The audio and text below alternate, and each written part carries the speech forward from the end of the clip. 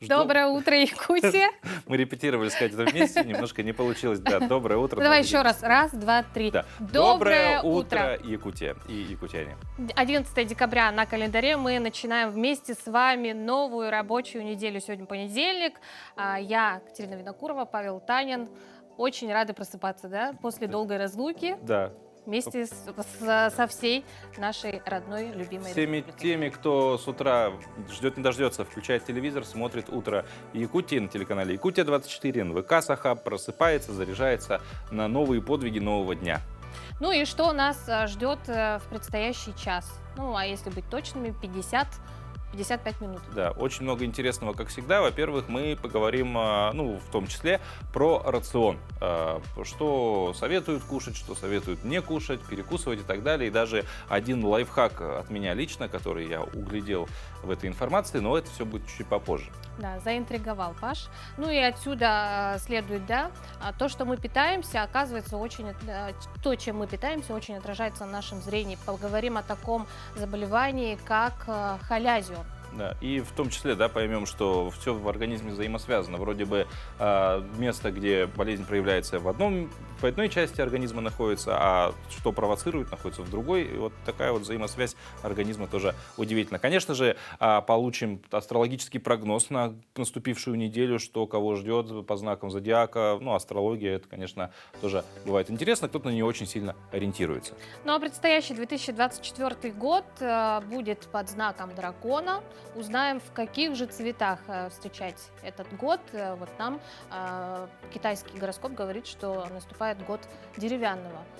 Деревянного, еще и зеленого. То есть, возможно, в принципе, просто из дерева выпилили дракона. Ну, а прямо сейчас поговорим о том, что ждет нас за окном сейчас. Итак, сегодня на 6 часов утра в центральных районах температура воздуха составила 33-34 градуса. В заречной группе от 32 до 38. В южных 32-33 градуса мороза. В Вилюйской группе 36-39. В Нижнеленских 41-44. В западных 31-35. В Колыме-Дигирской группе от 17 до 30 градусов мороза. В Янских от 29 до 40. На северо-западе 26-35. Температура воздуха на 6 часов утра в городе Якутске составила минус 33 градуса. Облачно. Сегодня днем ожидается небольшой снег, ветер северо-западный до 2-7 метров в секунду. Ну а днем нас ожидает 30-32 градуса. Вот такое вот потепление. Ну а прямо сейчас передаем слово нашим коллегам из информационной службы. Спешат они нам рассказать о самых последних событиях.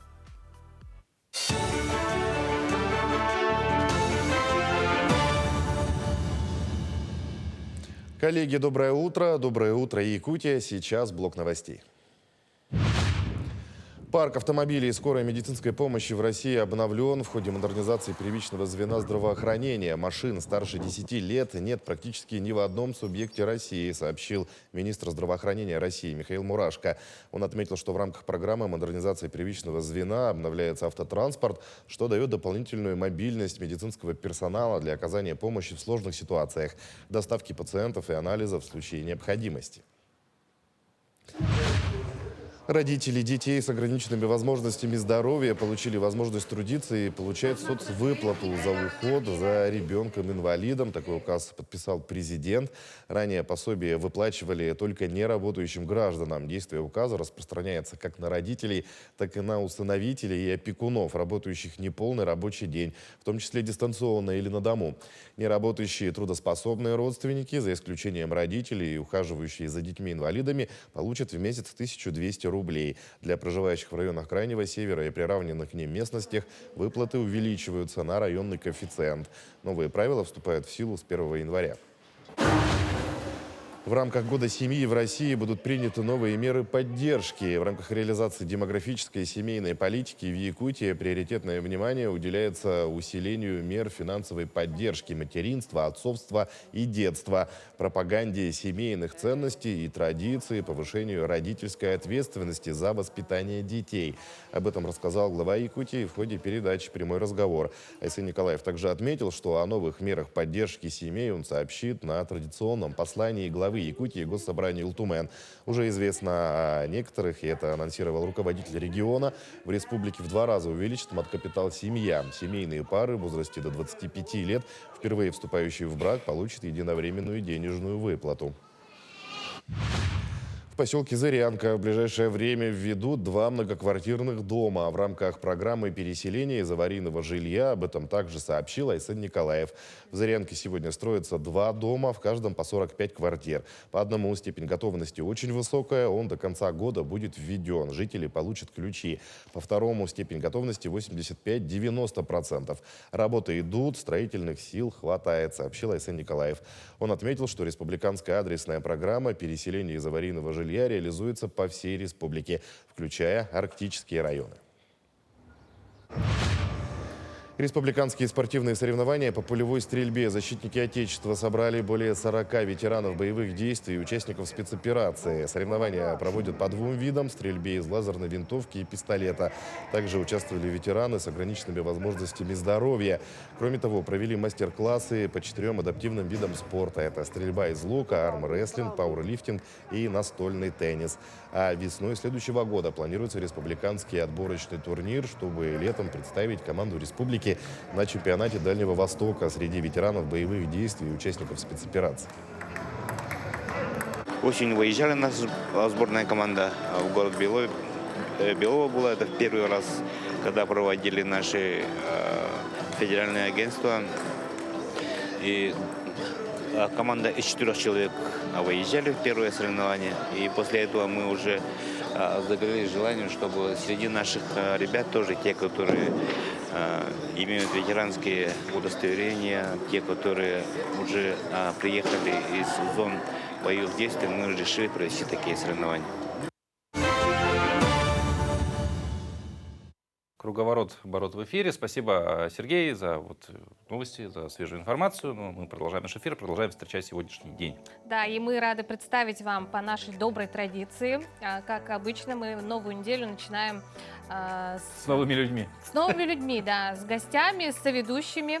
И сегодня в качестве ведущей мы рады представить вам Марию Куницкую. Марию, я думаю, что многие знают. Здравствуйте. Мария у нас является режиссером, постановщиком, художником-постановщиком, ну и режиссер тоже, вообще абсолютно, и редактор. Твои слова Богу в душу. И в уши не в душу. Маша, доброе утро. Доброе утро. Очень рада тебя видеть. Да, утро, Ты доброе. вот всегда так рано просыпаешься? Да, к сожалению. Не А может одни быть, мы нет. такие. Говорят, кто рано встает, тому Бог подает. Я все жду, когда подаст, Ну, когда у меня руки устанут держать. Ну, а кто ждет, тому обязательно придет, я считаю, да. Вот, ну, мы традиционно, опять же, понедельник всегда предоставляем людям такой астрологический прогноз. И, кстати, да, недавние исследования показали, что россияне верят в гороскопы чаще, больше, чем в какие-то прогнозы политиков и экономистов. Ну, не все, конечно, но вот, видимо, большинство все-таки ориентируются на то, что звезды Потому что они говорят. веселее, эти прогнозы. Да? Конечно. А ты веришь в гороскоп? Ну, как сказать, когда очень тоскливо и горько на душе, прочитаешь, что тебе сегодня, допустим, что-то привалит, там, счастье какое-то. Конечно, ты весь воодушевленный, ну, все привалит. Главное, значит. чтобы сам прогноз не Да, был да, тоскливым да. и горьким. Да, нет, если тоскливый, не верьте. А Правильно. если хороший, верите. Правильно. Хороший подход. И у меня, кстати, есть такой флешбэк, да, почти из детства, из юности. На одном телеканале тоже утренняя передача была, и там каждый день был гороскоп. И там нет из 12 астрологических знаков, знаков гороскопа, знаков зодиака, вот 3-4 всегда им сулила судьбоносная встреча каждый день. Ну, Мгм. вот. Ну, Кто-то вот да- что нас ждет на кто-то этой где-то неделе? встретится. Узнаем прямо сейчас.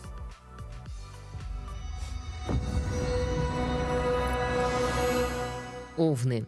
На этой неделе овны будут чувствовать себя энергичными и уверенными в своих силах. Вы сможете достичь больших успехов в работе и личной жизни. Вам нужно быть осторожными и не рисковать без необходимости. Тельцы. Эта неделя может быть довольно сложной для тельцов. Вам придется столкнуться с множеством проблем и препятствий, но не отчаивайтесь. Вы сможете преодолеть все трудности благодаря своему терпению и настойчивости. Близнецы. Близнецам предстоит много общаться с людьми. Вы будете находиться в центре внимания, и это может принести вам новые возможности и знакомства. Но не забывайте о своих интересах и целях, иначе вы можете потерять свою индивидуальность. Раки. У раков будет много энергии и желания действовать. Вы сможете добиться больших успехов в своей карьере и личной жизни. Главное, не забывать о своих близких и друзьях, которые всегда поддержат вас в трудную минуту. Львы. Неделя будет довольно спокойной. Вы сможете наслаждаться отдыхом и заниматься своими любимыми делами. Но не расслабляйтесь слишком сильно, чтобы не упустить новые возможности. Девы. Дев ждет много работы и ответственности, но вы справитесь с этим благодаря своей организованности и дисциплине. Главное, не забывайте о здоровье и отдыхе, чтобы сохранить свою энергию и продуктивность. Весы. Неделя принесет вам много новых знакомств и возможностей. Вы будете чувствовать себя уверенно и комфортно в общении с людьми. Но не забывайте про свои цели и мечты, иначе вы рискуете упустить свой шанс на успех. Скорпионы. Вы сможете достичь больших результатов в работе. Ваша настойчивость и целеустремленность помогут вам преодолеть любые препятствия. Не забывайте об отдыхе и здоровье, чтобы сохранить свой энергетический баланс. Стрельцы. Вы будете полны энергии и энтузиазма. Вы сможете решить множество проблем и достичь новых высот в своей карьере. Но будьте осторожны и не рискуйте без необходимости, чтобы не потерять свою репутацию и доверие окружающих. Козероги. Эта неделя станет для вас периодом перемен и изменений. Вы можете столкнуться с новыми вызовами и возможностями, которые помогут вам развиваться и расти. Но не бойтесь экспериментировать и пробовать что-то новое, чтобы найти свой путь к успеху. Водолеи. Вы будете находиться в постоянном движении и действии. Вы сможете реализовать множество идей и проектов. Но важно не забывать про отдых и здоровый образ жизни, чтобы сохранять свою энергию и мотивацию. Рыбы. Неделя подарит рыбам множество приятных моментов и эмоций. Вы сможете насладиться общением с близкими и друзьями, а также заняться любимыми делами. Главное, не терять баланс между работой и отдыхом, чтобы сохранить свое здоровье и благополучие.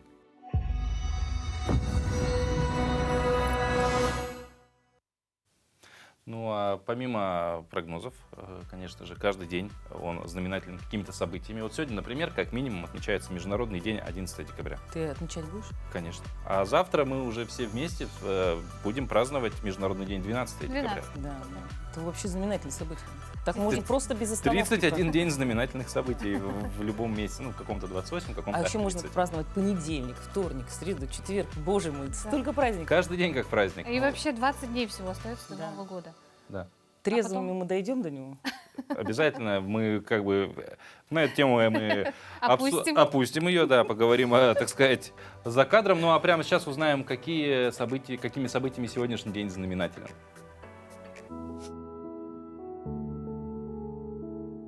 На календаре 11 декабря.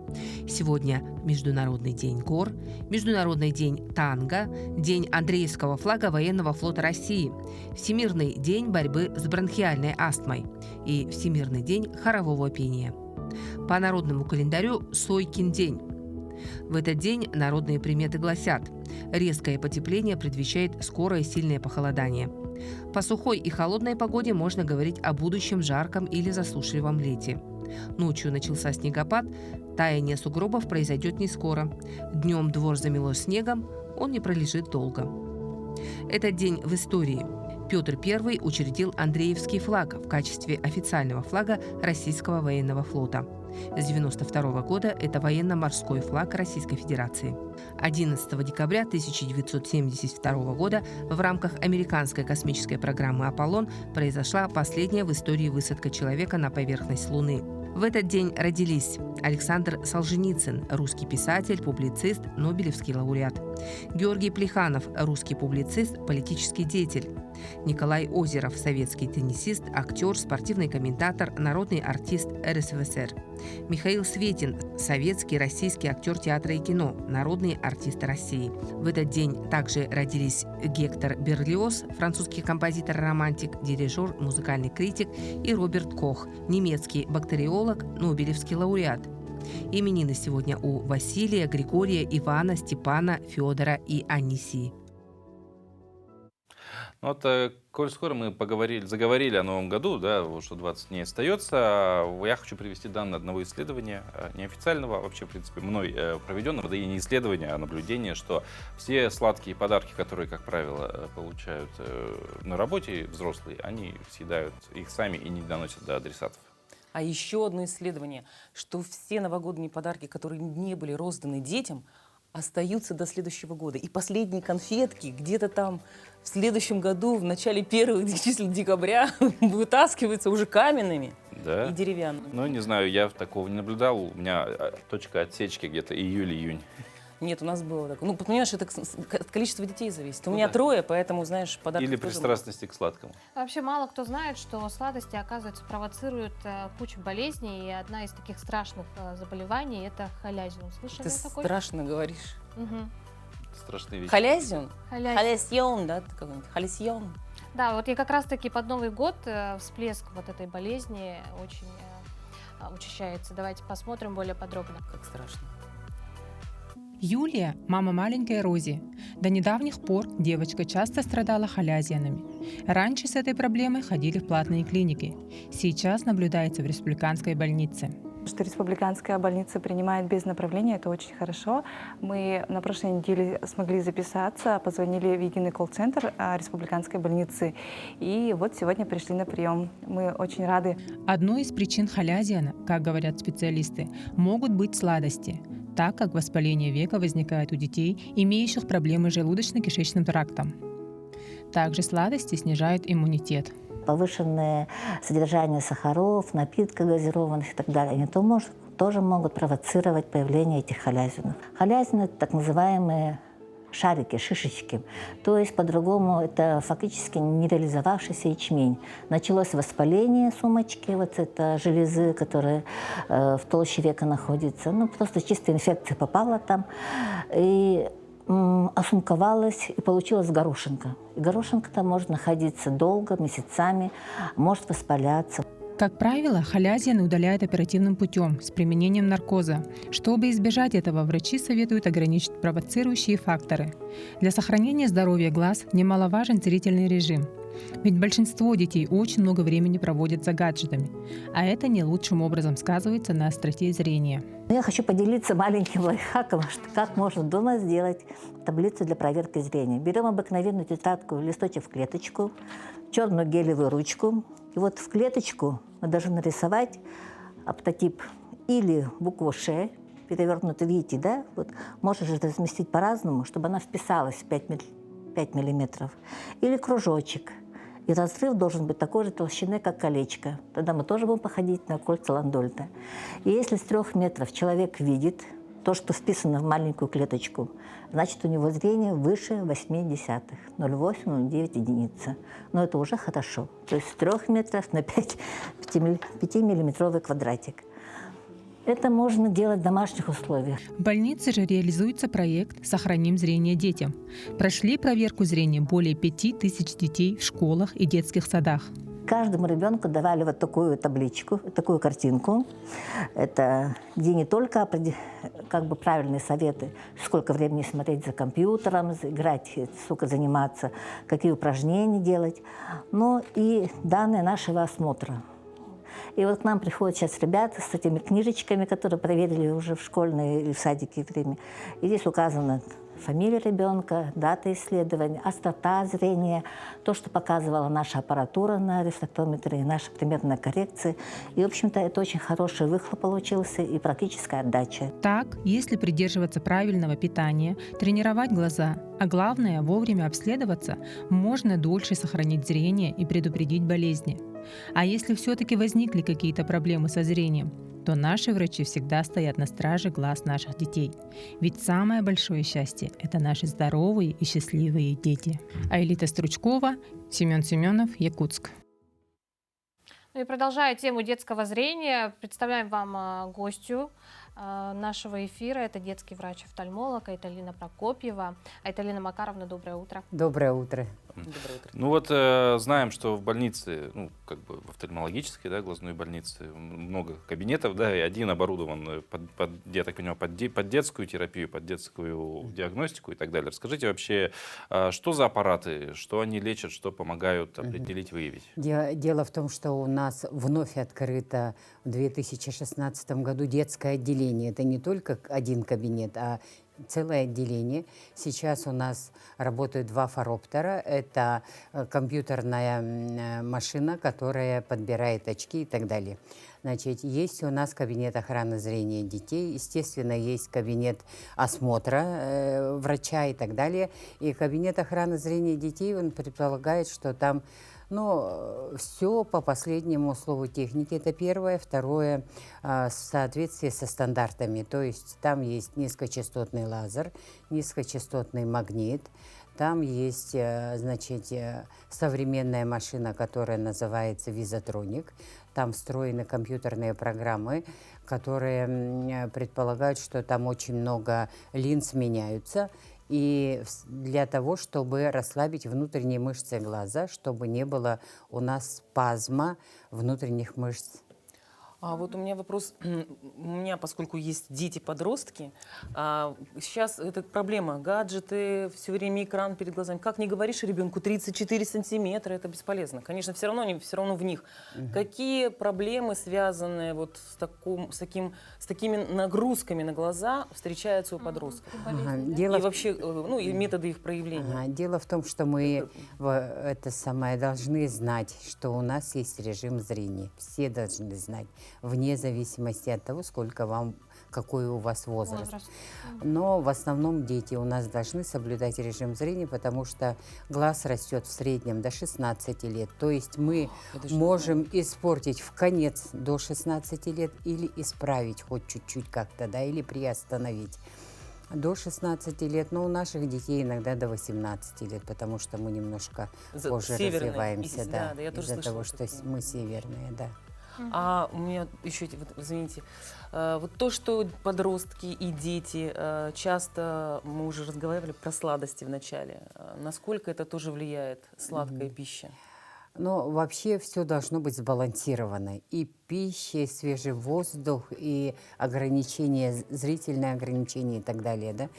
Но мы говорили о халязионе. Это заболевание, которое предполагает 3 причины. Основные 3 причины, так скажем. И если у ребенка очень много халязионов очень часто, это говорит о том, что у ребенка может быть плохое зрение. Это во-первых. Во-вторых, значит, может быть, он переедает сладкое. И в-третьих, может быть, у него слабенький иммунитет. Ну, это не ячмень, да, когда ты плюнешь и фигу покажешь, и всё пройдет. Нет такого? Ой, дорогой, иди сюда, пройдет это с глаз. Это халязион, это внутренний ячмень, да. Да, все-таки? Это внутренний. То есть надо фигу поднять, глаз фигу показать. Открой глазик, милая. Как часто нужно проверять зрение, да, ребенку в подростковом возрасте? Вообще в любом возрасте мы должны все равно посещать офтальмолога 1 раз в год. И если вы чувствуете, что у вашего ребенка какие-то проблемы, видимо, значит, вы должны обязательно быть у офтальмолога 2 раза в год.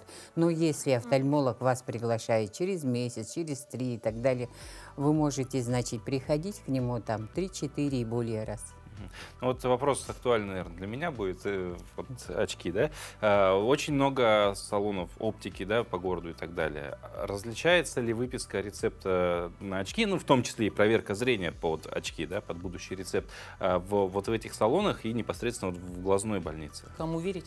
Кому верить больше? Да, дело в том, что, конечно, не в обиду нашим коллегам в салонах скажу, что в салонах в основном подбирают очки сиюминутные, то есть вот сейчас проверили, вот сейчас же выписали. А в поликлинике все-таки мы расслабляем внутренние мышцы глаз, Ну, да, закапывание, капаем, вот, капаем. То есть какой-то Если лечебный нужно, эффект да, проводится. то есть можем назначить до очков там капли на 3 дня, на недельку, можем вообще на месяц назначить, а потом только То есть выписать. не приговор сразу, а какое-то еще профилактику, да? Еще Ну, наблюдение. может быть, вот. так, Да, наблюдение. Да, ну конечно, Да. это большой. Но для детей это очень важно, потому что у нас хрусталик очень подвижный в детстве. Он очень такой непредсказуемый в плане того, что внутренние мышцы глаза могут его очень сильно сжать. И у нас иногда ложная близорукость бывает до минус 10. Ой, ничего себе. Поэтому мы должны обязательно расслаблять внутренние мышцы глаз. А так ему не скажешь, расслабься, и он расслабляется. Нет, это же... Ну вот, а чаще какие сегодня заболевания встречаются среди детей, подростков? Ага, самые у распространенные? нас в Якутии вообще очень много астигматизма. Мгм. Астигматизм, Это же очень да, астигматизм в основном у нас роговичный, то есть роговица у нас не сферичная. Это не зависит от национальности. Если человек родился у нас в Условий Якутии, проживания. нет, это если человек родился у нас в Якутии, то, наверное, у каждого второго почти что есть астигматизм. семье двое, То есть, кажется, да. астигматизм. 4, у кого астигматизм У меня в есть. семье двое А у с меня астигматизмом. свой астигматизм. Ну вот видишь, раз, два, три. Я на других не перекладываю, у меня свой астигматизм. Но я не завидую, не завидую. Ну вот сейчас, наверное, зрители наши, да, смотрят и думают, как же все-таки записаться в офтальмологическую больницу, да? Вот чаще мы ходим по прописке в свои поликлиники, да? А хочется к вашей технике хорошей. Дело в том, что к детскому офтальмологу нужно просто позвонить по телефону 500 707. 500 Да, я 700 Да. записаться. Да, и это самое, вы попадаете в колл-центр глазной больницы и записываете своего ребенка на удобное для вас время и дату. Ага. То есть Все.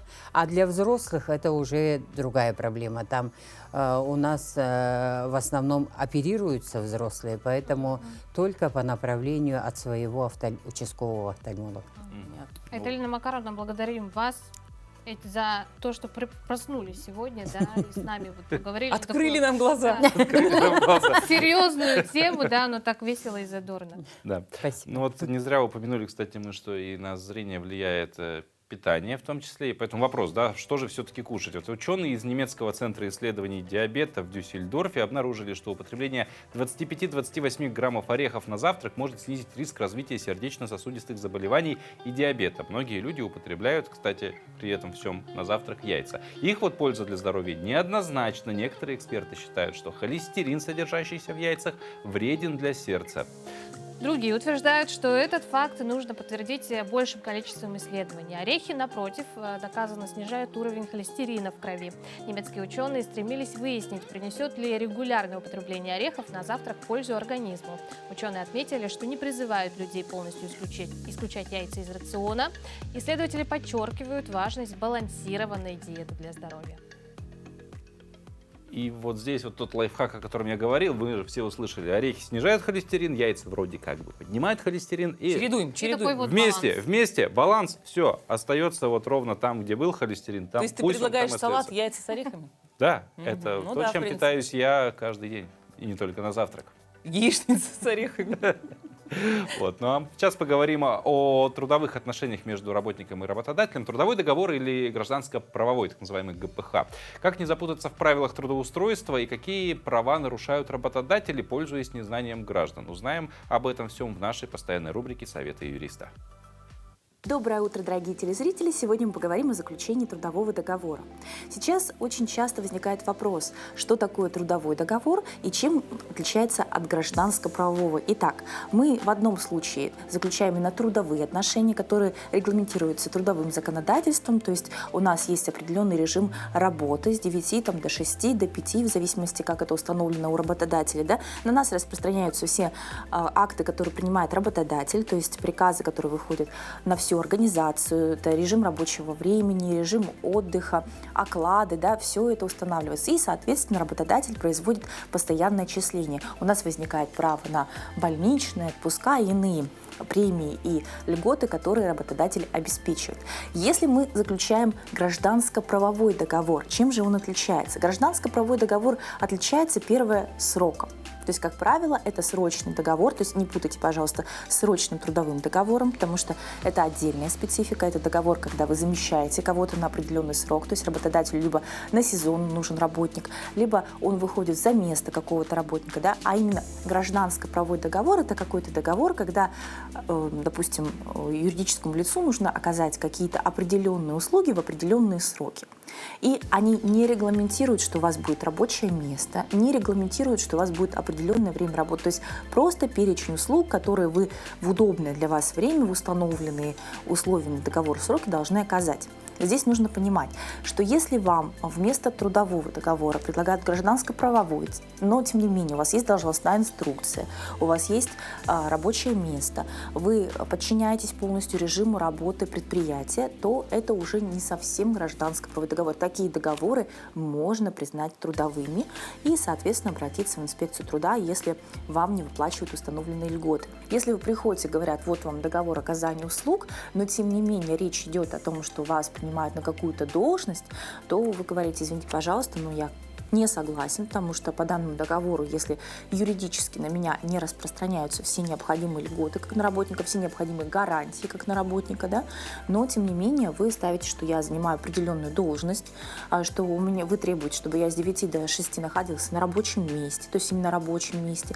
Следовательно, вы, по сути, со мной готовы заключить именно трудовой договор. Вот. Поэтому будьте внимательны, пусть работа приносит только удовольствие. Хорошего дня!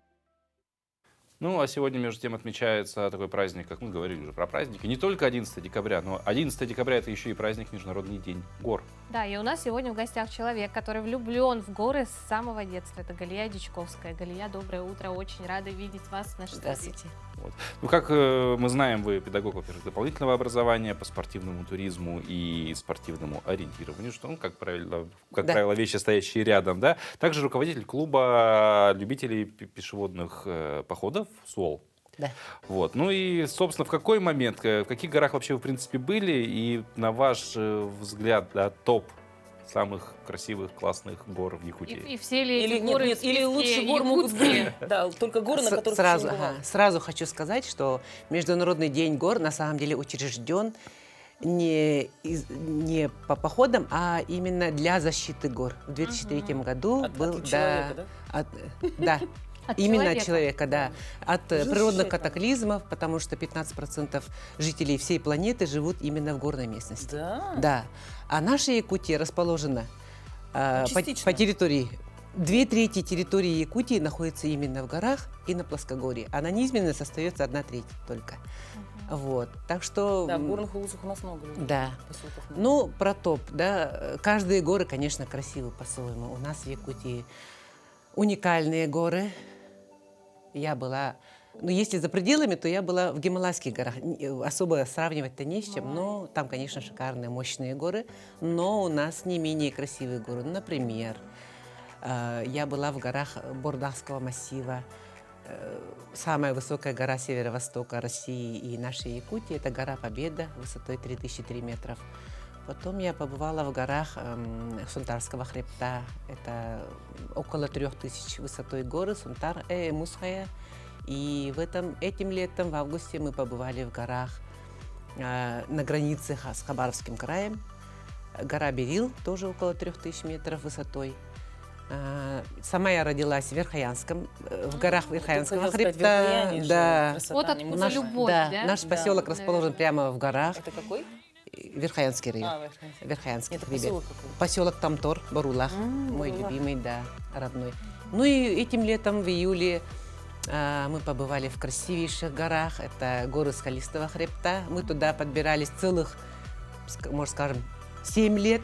Мы туда сперва Готовились? пешком, да, пешком, нет, ходили мы туда, пытались дойти, но дошли только. А в смысле, И это не вот 7 лет шли, 7 а лет, просто да. на подходы? Да, да, это мы с Каждый раз, пятого раза только смогли попасть. То С есть вы четвертого какие-то раза. там вехи оставляли, какие-то свои Ну, стоянки по-разному. делали, Летом в 2018 году мы сперва пешком через Аймиконский район пытались дойти, не смогли. То есть потому что- несколькими способами, путями Да. разными, да? Потом Всё две время весны пешком на или там лыжах. где-то лыжи, где-то кони? 2 весны на лыжах пытались подобраться. И вот этим летом нам удалось наконец дойти до этих красивейших гор. Там такие гранитные монолиты, совершенно очень красивые. Ну и с погодой нам очень повезло, поэтому у нас были очень красивые фото и видео А материалы. вы выбираете время для походов как, в отпуске по основной работе, или вы специально планируете, или там, ну, как сказать, вот давайте мы пойдем все-таки на лыжах, или вот мы в этот раз пойдем пешком налегке.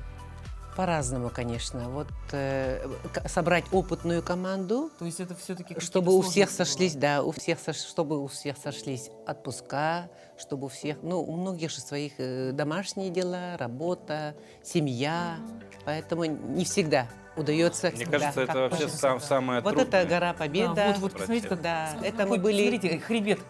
Это мы были в 2020 году в честь 75-летия Великой Победы с ветеранами МВД. А вот это этим летом, в июле, в горах Скалистого хребта, да, нам пришлось применять альпинистское снаряжение. Ну вот я смотрю, он без всяких там шипов, а риск есть? Какие риски? Есть риски, конечно, есть. Риски есть всегда. Ну, горный туризм, которым я занимаюсь, подразделяется на... Жизнеопасно. Да, это обычные трекинги, это сплавы по горным речкам, это элементы альпинизма, То скалолазание. есть так вас всегда тревожность какая-то за вас. Жить не хочется, что ли? Или как? Ну, Как-то очень у вас такие опасные да, виды. чтобы увидеть красоту, нам приходится... Ну, мы готовимся, Очень конечно. экстремально. Готовимся, конечно. Здесь работа, красота требует жертв. Ну, хотя бы в части силы. Ну, это не по принципу. Но вот тренажерного стоять зала. на вершине и все это созерцать, это дорогого стоит. Я это, царь конечно, горы, да? нет, Нет? это горы нами повелевают, это горы нас Вы зовут. молча. Конечно, молча. Абсолютно Мы другие только, ощущения. нам остается только просить, благодарить за то, что горы нас пустили к себе, Обряды за то, какие-то, что да? обязательно, за то, что горы приняли нас и отпустили живыми и Да, здоровыми. да, вот я про то и говорю. Что Говорится очень же, опасно. да. Галия, скажите, а лучше летом или зимой ходить? Вот как вам Сорвалась. По Якутии, да, по Якутии, конечно, ну, Якутия знаменита экстремальными природными условиями, поэтому зимой нам приходится ходить поближе, ну, а летом самое лучшее время, конечно, в июле, ну и золотая осень, конечно. Конечно, в наших горах, начиная с августа, выпадает снег, усложняется Я хотела поход, спросить, да, продолжительность поэтому самого долгого похода у вас какая была? месяц, Месяц. поэтому, да. Месяц Ну вот подводного в целом, да, ну мы так поговорили, в принципе, про ваш опыт, про вообще восхищение горами. В целом кто-то сейчас заинтересуется, кто-то захочет тоже заняться этим делом. Я думаю, небольшой ликбез для таких людей тоже необходим. Вот вообще, как готовиться к походу в горы? Горный туризм, вот я начала было, подразделяется, да, вот обычный трекинг, то есть, во-первых, нужна физическая выносливость, конечно. Мы ходим круглый год. Нам очень повезло, что возле Якутска есть наши сопки, мыраны. Вот по этим мыранам вверх-вниз, вверх. Мы специально ходим по краю мыранов, поднимаемся, спускаемся, и так много-много раз в день. У нас даже есть один маршрут, 33 мырана, 33 сопки. Это получается, мы 33 раза поднимаемся, спускаемся в день. Это мы очень рано утром выходим и поздно вечером. Это не фитнес. Нет, это я говорю прям фитнес. Вот, значит, выносливость, во-первых, да. Во-вторых, обязательно нужен правильный подбор одежды, обуви. Обувь должна быть, конечно, трекинговая. И чем сложнее поход, тем тщательнее подходишь к выбору одежды. Одежда предполагает многослойность. Есть очень много сейчас высокотехнологичной одежды. Если ходишь зимой, то чем холоднее, тем больше из натуральных материалов. Например, вот меховая оторочка, например, на капюшоне, унты, валенки, там меховые с шерстью варежки, да. А летом уже высокотехнологичная одежда. Ну и с продуктами. Это, наверное, все-таки первый слой какой-то натуральный тоже. Не обязательно. Нет. Все должно быть технологичное, потому что в горах ты занимаешься физической работой, поэтому все равно потеешь. И поэтому первый слой – это термоодежда, это водоотводящая, потоотводящая, быстро сохнущая одежда. А самый верхний слой – это ветрозащитная должна быть. Интересно. Ага. И от маленьких осадков должна защищать. Ну и про еду, да. В зимних походах... Горячий чай, термос, наверное, да? Да, но у нас есть свой секрет. В термос, допустим, в однодневный поход мы не заливаем круто горячий кипяток, потому что на морозе на разнице температур может потрескаться эмаль на зубах. Вот. А если мы ходим в 50-градусные морозы, то перерывчики, вот эти остановки бывают от 5 до 15 минут, очень короткие. Мы прям перетаптываемся, и в это время мы можем положить, допустим, пару бутербродиков буквально за пазуху. Все это у нас порционно разрезали, мы как будто на один укус. Вот, шоколадка вся разломана, например, и вот так. То есть сразу все наготове, да? Все наготове. Порционно. Порционно. Это зимой. Ну, а летом, там, если идем в большие горы, то у нас ведется строгий расчет продуктов. Допустим, если очень сложные выходы в горы, то у нас может быть... Ну, все это несем же на себе. Снаряжение, одежду, продукты, поэтому все рассчитывается по граммам. Как это говорят, КБЖУ, да? Да. Высшая математика. Вот, да, по 350-450 граммов сухого продукта в день на человека. Галия, грубо говоря. Огромное вам спасибо за такой потрясающий интересный разговор этим утром. Да, я могу бесконечно говорить. Мы поздравляем вас с праздником. Спасибо. Несомненно, это ваш праздник, ваш день. Желаем вам покорять И еще день больше рождения. новых. У вас день рождения. У меня день рождения сегодня. Это, мне кажется, символизм невероятный просто. Да. Удивительно. Спасибо. Прекрасно, что в такой день вы... Да, поздравляю моих туристов, горных туристов и всех с Международным днем гор. Ходите в горы, любите свою природу, любите родину. Да, наша Якутия прекрасна. Вот. Ну а прямо сейчас мы готовы передать слово нашим коллегам из информационной службы. Они расскажут о последних новостях.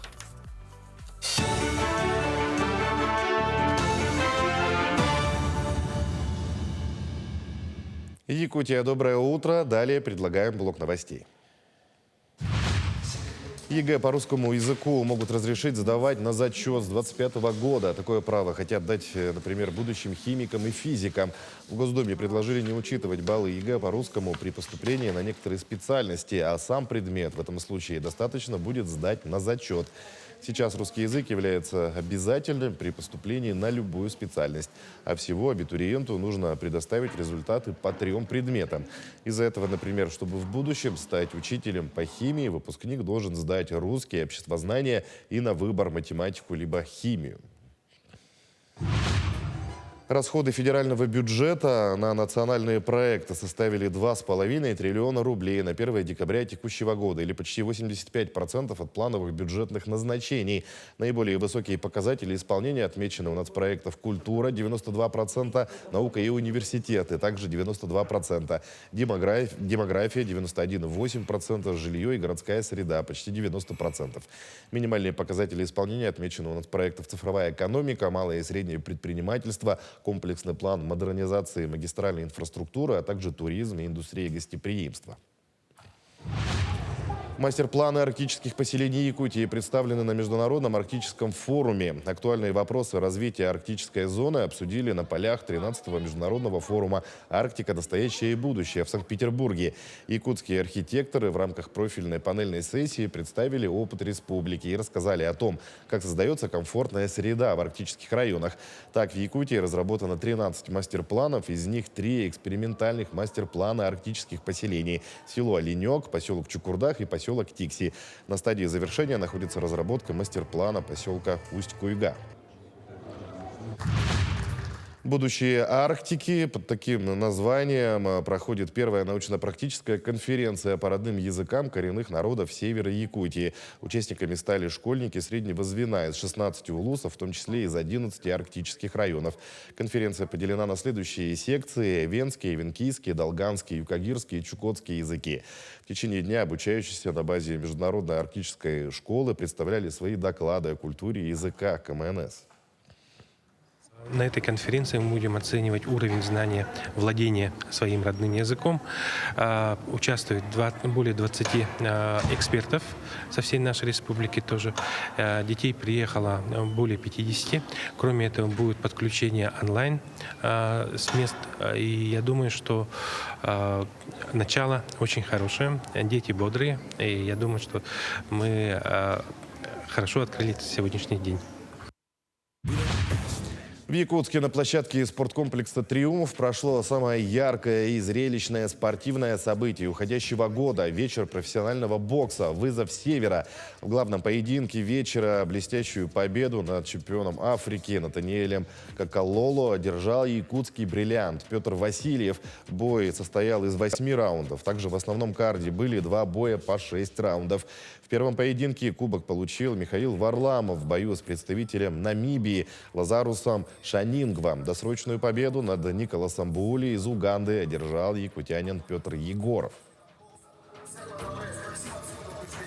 К текущему часу это все новости. Всего доброго и удачного дня.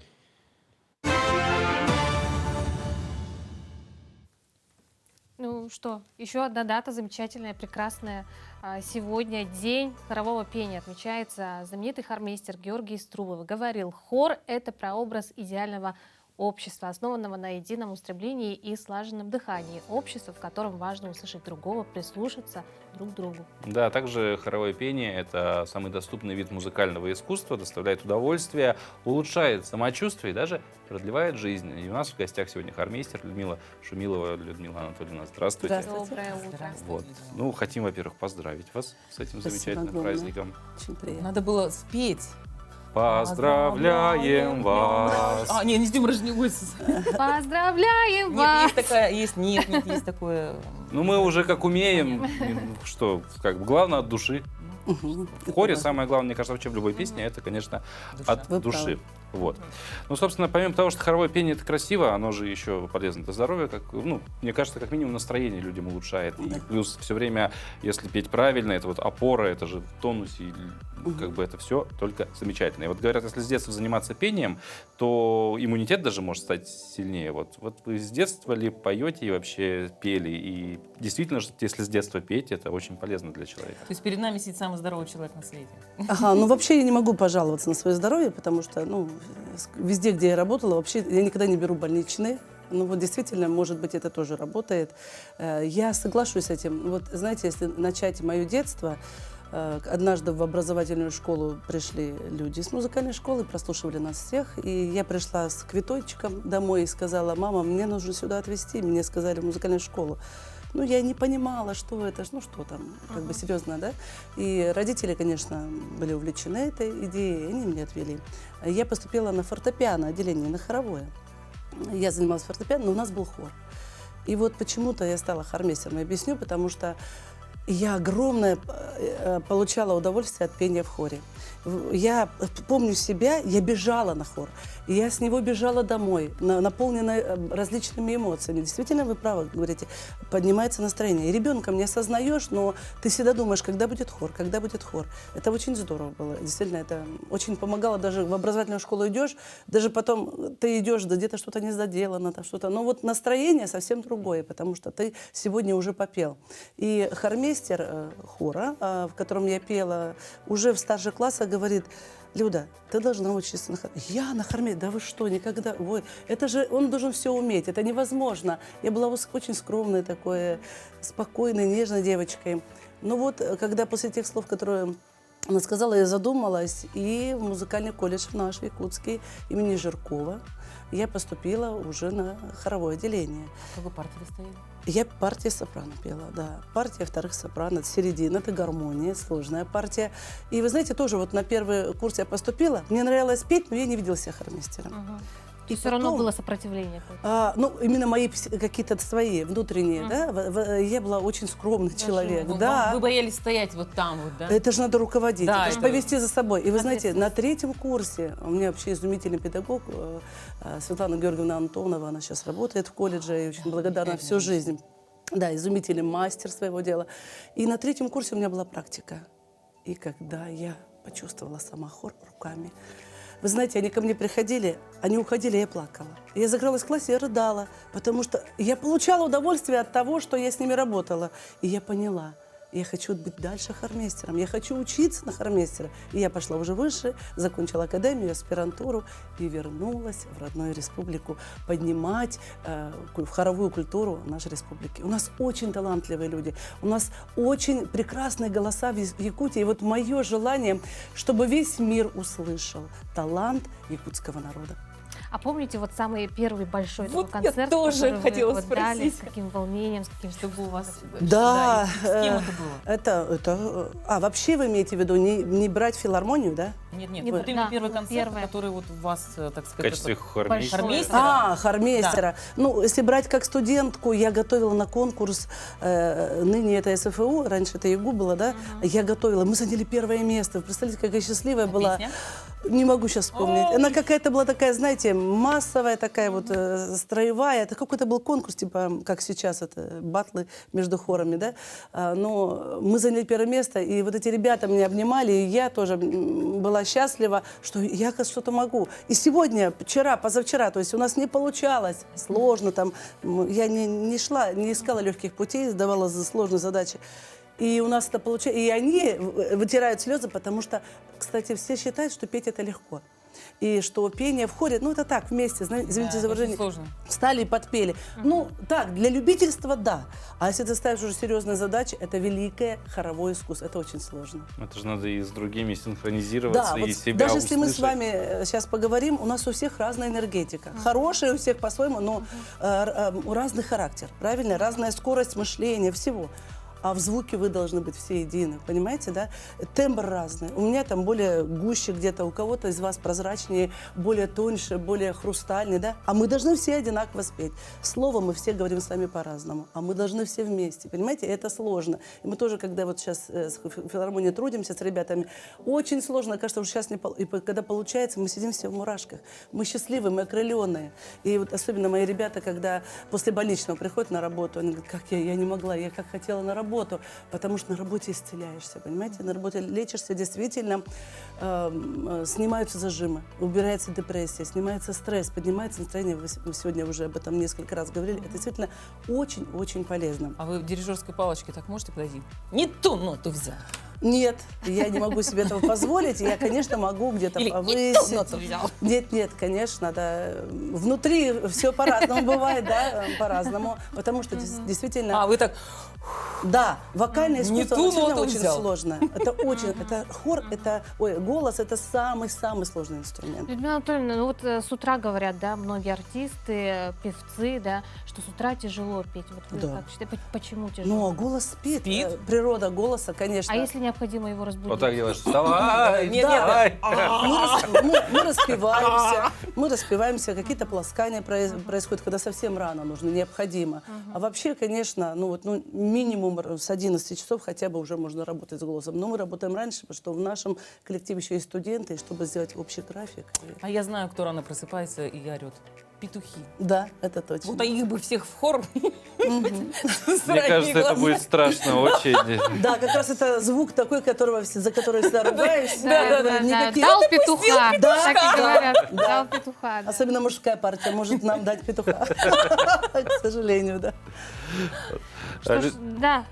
Людмила Анатольевна, завершается наш разговор, к сожалению, эфирное время у нас ограничено. Тем не менее, в 2 словах, за своей профессиональной деятельностью, какую музыку вы любите слушать? Потому что хор, понятно, все равно больше какие-то классические произведения чаще исполняются. Да, как бы ни говорили, что хорошая музыка вся, да, но я все равно, видать, воспитанник такой музыки, видать, в семье так у нас повелось. Я люблю, конечно, очень люблю православную духовную музыку. Я очень Чеснокова обожаю, Рахманинова, Чайковского, Зиновьева. Зиновьева, Бортнянского.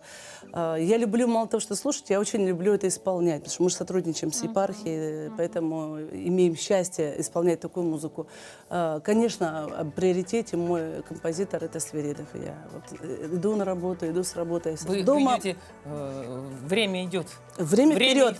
Время вперед, да, это вперед. потрясающий гений нашей эпохи. Людмила Анатольевна, как по-вашему, у музыки есть свой цвет? У вас он Вообще-то есть, я сразу скажу. с каким цветом Должен быть. ассоциируется? Музыка? Да. Нет, не вся, наверное, какой-то. Нет, да. Наверное, это все-таки зависит от произведения, да. Потому что, вы знаете, вот когда мы работаем над звуком, я прошу их спеть. Спойте так, чтобы защемило. Спойте больно. Спойте жизнерадостно, потрясающе, что сердце сейчас выпрыгнет. Вы знаете, как с актерами работает, то же самое в звуке, в хоре. А это очень интересно. Почему про цвет мы говорили? Потому что грядет 24-й год, это год зеленого деревянного дракона. И, собственно, многие в новогоднюю ночь, они думают, в каком же цвете это все встречать. И вот, собственно, чтобы удача не отвернулась. Все дурное обошло стороной. С точки зрения китайской символики, главным цветом будет изумрудно-зеленый. Это цвет труда, изобилия, щедрости и гармонии. А модная индустрия объявила цветом года приятный, теплый, сочный цвет раздавленного абрикоса. Проще говоря, светло-оранжевый. А в каком цвете лучше не встречать Новый год? Если верить китайской традиции, деревянные символы года боятся огненных оттенков и могут обидеться на тех, кто для встречи с ними оденется в цвет пламени. Как бы там ни было, решать только нам и вам, в каком же цвете встречать новый 2024 год. Ведь самое главное, это, конечно, хорошее настроение и радость от праздника. Теперь, товарищи, Я вот, надо например, таскать с никогда не собой привязываюсь. раздавленные абрикосы. Тренд. Да, То есть в сумочке всегда раздавленный абрикос. Вот я не привязываюсь И, пожалуйста. никогда к цветам. Новый год А я всегда меня встречаю больше- в таком цвете, в каком хочу. А мне больше всего интересно, что вот деревянный не надо огненные оттенки, но он же дракон. Так вот Он именно, огонь, дракон его всегда, суть. Так, самое интересное, зеленый дракон встречайте в том цвете, как в смысле, ну уже зеленый, уже сказали, с зеленым встречайте. Под цвет елочки. Можно еще в дерево одеться, наверное. Не, ну раздавленный абрикос мне всегда очень нравится. Вяленые Наденусь томаты, деревом раздавленные на Новый абрикосы. год. Цвет Если- деревянного, платье деревянного цвета. 31 декабря приду в студию в дереве. В дереве. С раздавленным абрикосом. На этой прекрасной ноте мы завершаем наш эфир. Увидимся завтра. Надеемся, вам было хорошо, весело. И пусть этот день пройдет так же. Хорошо. Я тоже желаю всем раздавленных абрикосов.